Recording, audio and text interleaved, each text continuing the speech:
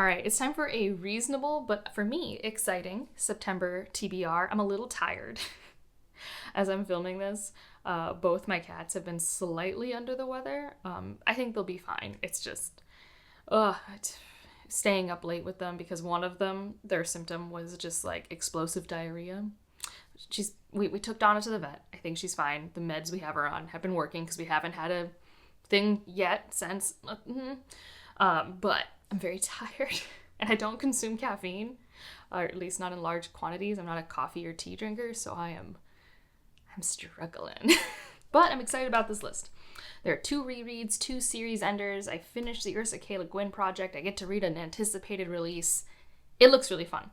So let's get into it, starting where? Well, let's start with the one I don't have physically in the stack, because I think everything else I physically have, which will make editing this easier for me, which, yay, with how tired I am. So, Bejeweled, Memory. This is the next one. This is a fan favorite. I am excited, scared, optimistic. Just been really loving my Vorkosigan journey. It's just really... it feels like I'm in season 2 or 3 of a show now. It's like, okay, we got all this foundation down and it was still good. Season 1 was still fine, right? But now it's like things are interconnecting. We're really catching our stride. I'm having fun. So I'm curious to see how Memory is the favorite of so many. Like, I don't think I have it too high up there. Like, I still think I'm going to go into it like I usually do a Miles Vorkosigan book. Like, it'll probably be at least a 4-star. But I'm excited.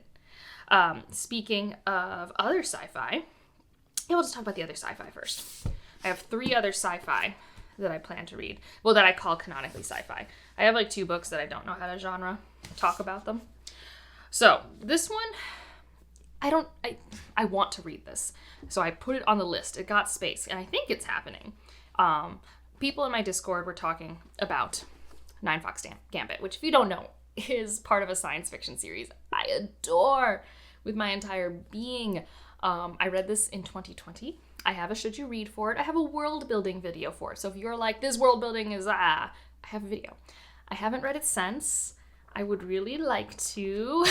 And it's not like that long. Like it's like less than 300 pages. But it'd be really great to with Cheris and General Jadao again. And enjoy it with a buddy read. This is just a public buddy read. It would just be in my Discord. You don't have to be a Patreon member or anything like that. So tentatively, this is happening in September. It's not my highest personal priority compared to my other reads, but it's one I'm really excited about. So I'm hoping. One that is a high priority because I really want to finish this series. I think other people are tentatively starting it in September in the Discord for our Patreon buddy read, and that is the 4th Terra Ignota, Perhaps the Stars. This did not happen in August. The brain did not exist for it. It is so Bible page thick. This is such a heavy book. I'm excited for it. And I want to finish the series, so this is a sci-fi buddy read that I'm going to be doing, and then I can do my should you read for the Terra Ignota, and it'd be greite. Oh, they have all the other covers on the back. I still like the Lightning the best, because it had the most variety of colors. I've been talking about Terra Ignota all year. If you haven't heard me talk about Terra Ignota, this series is about a utopian, near future-ish, like hundreds of years from now on Earth, and we're at a pivotal point in its history. And the first 3 books, we've been leading up to this great conflict, and this, I believe, is supposed to be the conflict. So we'll see. And then a sci-fi book that's also the end of a trilogy. Well, I guess this is the only one that's the end of a trilogy. The other ones are not ends of anything. One's an ends of a quartet. Whatever. Brain, again, it's not very good at things. But Fault Tolerance by Valerie Valdez. I read the second book, Prime Deceptions, earlier this year, and I think this would be fun. Like, it just does a good brain candy audiobook time. I would like to read this.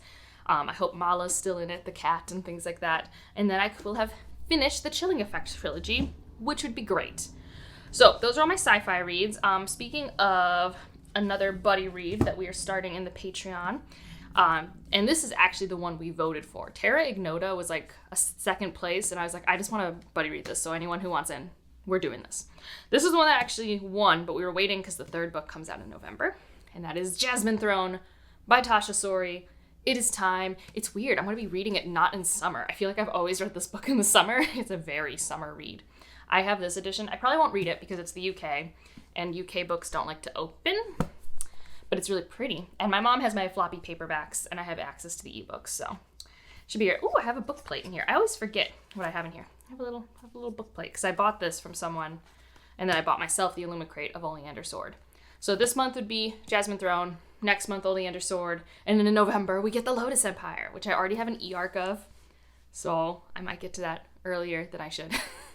If you haven't heard of the Jasmine Throne, this came out with the Sapphic Trifecta. Was it 2021? I think it was around then. And this is, I believe, specifically Indian-inspired fantasy, but if not, we'll just say South Asian to cover my bases. And we have these two characters. We have Priya and we have Milani. That's how I always say her name, but I don't know if I'm saying it correctly. And they're both flawed individuals, Milani more than Priya. Priya has this connection to this magic that's related to a religion that's not allowed to practice. So she gets by being a servant, and she ends up being the servant to Milani, who is a princess trapped away at the top of a mountain because her brother wants her to kill herself for religious reasons.